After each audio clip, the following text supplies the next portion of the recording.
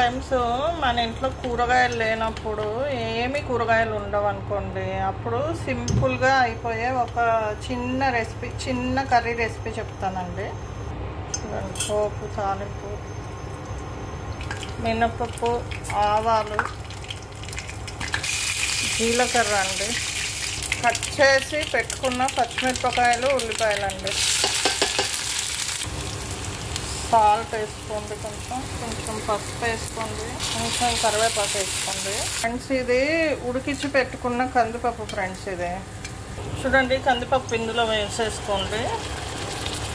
ఇది ధనియాల పొడి ఫ్రెండ్స్, జీలకర్ర ధనియాలు గ్రైండ్ చేసిన పౌడర్. మీరు ఈ కూర లూజ్గా అంటే చపాతీకి తినొచ్చు, దేనికైనా తినొచ్చు. పొడి పొడిగా కావాలంటే రైస్కి అయితే చాలా బాగుంటుంది ఫ్రెండ్స్. కొందరికి లూజ్గా కూడా ఇష్టపడతారు, మీ ఇష్టం. లూజ్గా కావాలంటే ఇలా తీసేయండి. ఎక్కువ మాకు ఫ్రైగా పొడి పొడిగా కావాలంటే కొంతసేపు ఉంచుకొని తీసేయండి ఫ్రెండ్స్. కొంచెం కొత్తిమీర కూడా వేసుకుందాం ఫ్రెండ్స్. Finish friends.